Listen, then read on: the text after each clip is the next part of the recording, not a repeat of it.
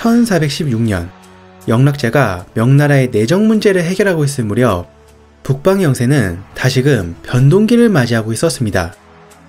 타타르의 아로테는 명나라의 지원을 받아 오이라트를 격파한 후 다시 자신의 세력을 모아서 우량카이를 공격했습니다. 거기다 아로테는 타타르족이 명나라에 귀화하는 것을 엄격하게 막으며 명나라의 변경지방을 수시로 약탈하였습니다. 그러자 영락제는 아로테에게 사신을 파견하여 당장 노략질을 중지하라 명했지만 당연하게도 아로테는 이를 무시했습니다. 이에 영락제는 흥화, 개평, 대동 지역에 수비병력을 증강시키고 오이라트로 사신을 파견하여 타타르를 견제하려 하였습니다. 그런데 그러던 중 오이라트족의 소령 마하무가 병으로 세상을 떠나자 영락제는 1417년 7월 환관 해동을 파견하여 태평과 파도페라 지역을 명나라 영토에 편입시켰습니다. 그리고 마하무의 아들 토곤을 순영왕으로 책봉하여 명나라의 영향권 안으로 넣어 혹여라도 있을 오이라트의 공격을 미리 방지하였습니다. 이렇게 영락제는 다시 강성해진 타타르족의 침략을 견제하며 다시 대규모 원정을 일으킬 기회를 노리고 있었습니다. 그런데 그때 유광효가 위독하다는 소식이 들려오자 영락제는 그가 머물고 있던 경수사로 행차하여 병석에 누워있는 유광효를 찾아갔습니다. 하지만 이미 84세라는 고령인데다가 병까지 깊어진 유광효의 상태는 이미 손을 쓰기엔 늦은 상황이었습니다. 그러나 유광효는 영락제를 황제로 만들어준 1등 공신이었고 다른 3명의 배양 공신들은 이미 세상을 떠난 지 오래여서 영락제는 그의 곁을 지키며 마지막 대화를 나눴습니다. 그리고 유광효는 가쁜 숨을 몰아쉬며 영락제에게 부읍을 석방해 줄 것을 요청하였습니다. 그러자 이 말을 들은 영락제는 한동안 말이 없었습니다. 왜냐하면 부읍은 행방불명된 건문제의 행방을 알고 있을 가능성이 매우 높았기 때문이었습니다. 하지만 부읍에 관한 기록은 여기서 끊어져 버려서 영락제가 부읍을 옥에 가둔 건 맞지만 그 뒤로 부읍을 어떻게 했는지에 대해서는 기록이 남아있질 않습니다. 그러나 유광효가 다시 부읍을 언급한 것을 보면 이때까지 부읍은 살아있었고 옥에 갇혀있었던 것을 미루어 볼 때 영락제는 부읍으로부터 건문제의 행방에 대한 그 어떠한 단서도 알아내지 못했고 그저 가둬놓고만 있었던 것이었습니다. 그런데 이런 인물을 석방해달라는 말을 들었으니 영락제로서는 많은 생각이 들 수밖에 없었습니다. 그리고 잠시 후 영락제는 유광효의 청을 수락해 주어 부읍을 석방시켰습니다. 하지만 유광효가 죽기 직전 무슨 이유로 부읍을 석방해달라고 했는지는 아무런 기록도 남아있질 않습니다. 그저 유광효가 부읍을 석방해줄 것을 청하니 영락제가 이를 수용해 주었다는 짤막한 글귀만 남아있을 뿐입니다. 그리고 부읍이 정말 건문제의 행방을 알고 있었는지도 끝내 밝혀지지 않아서 영락제는 자신이 세상을 떠날 때까지 건문제의 행방을 알아내지 못했고 결국 건문제의 행방은 완전한 비밀로 남게 되었습니다. 그렇기 때문에 유광효가 부읍의 석방을 요청한 이유는 크게 두 가지로 추측해 볼 수 있습니다. 첫 번째 이유는 부읍이 정말로 건문제의 행방을 몰랐다는 가정입니다. 왜냐하면 부읍은 정밀한 수사를 거쳐서 체포된 것이 아니라 누군가의 밀고로 인하여 체포되었기 때문이었습니다. 다시 말해 모함을 당했을 가능성도 있다는 것입니다. 그리고 10여 년간의 감옥살이를 하며 수많은 신문과 매질, 회유를 받았을 텐데 그럼에도 영락제가 아무런 실마리조차 알아내지 못했다면 이건 부읍의 충성심이 높거나 아니면 부읍이 정말로 건문제의 행방을 몰랐다고 밖에 가정할 수 없습니다.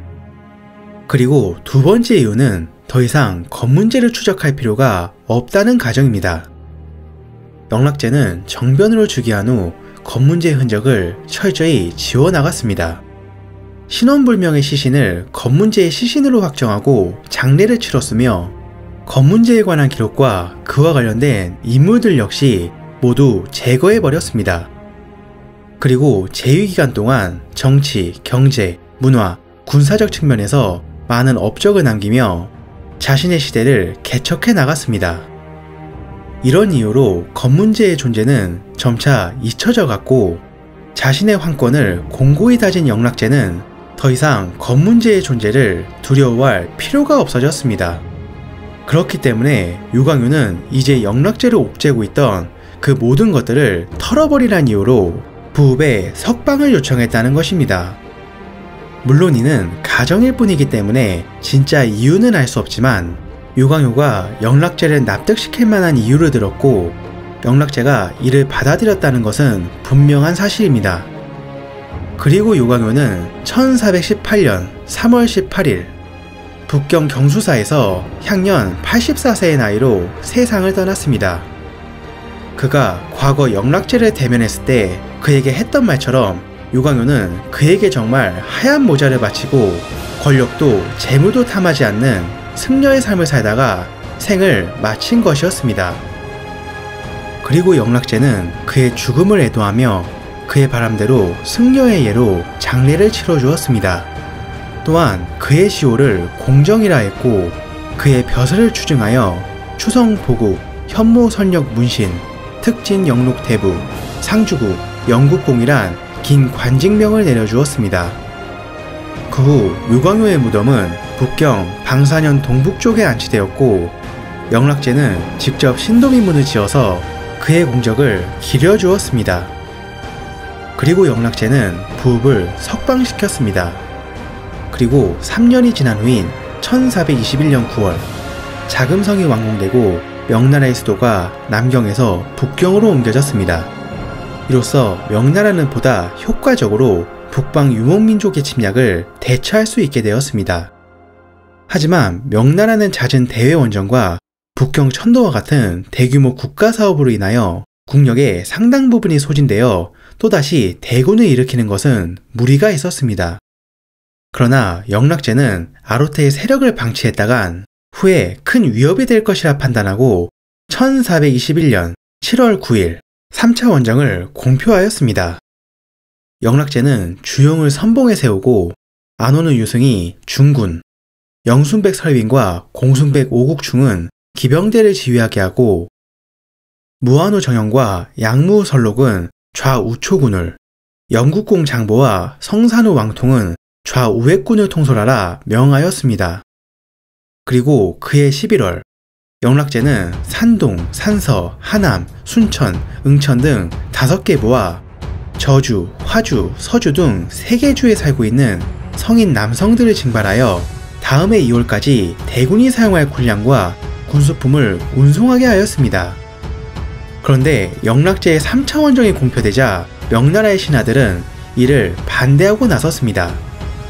그 이유는 당시 명나라의 재정이 부족하고 안남에서 발생한 대규모 반란으로 인하여 대규모의 토벌군이 이미 출병한 상태였기 때문이었습니다.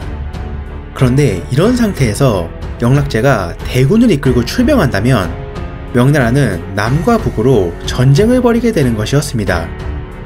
이처럼 3차 원정에 대한 반대 여론이 강해지자 영락제는 대신들을 소집하여 논의를 벌였습니다.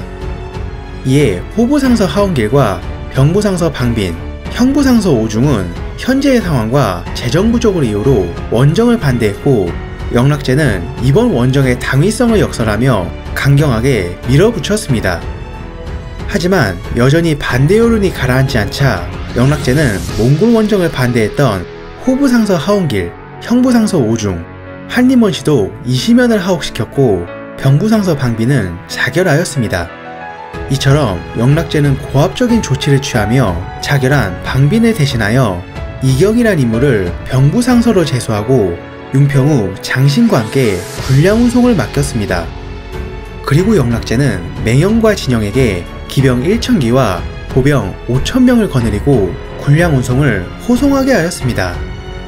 이때 북경으로 운반된 군량은 총 37만 석이었는데 이를 위해 나귀와 말 34만 필과 수레 11만 7,573대, 인부 23만 5,146명이 동원되었습니다. 그리고 당연히 이로 인한 백성들의 고통은 이루 말할 수 없었습니다. 그러나 어찌되었든 대규모 원정군의 준비가 갖춰졌고 1422년 3월 18일 아로테가 흥화를 점령하고 그곳을 지키던 왕안을 살해하자 영락제는 그로부터 3일 후 주고치에게 감국을 명하고 3차 원정에 나섰습니다.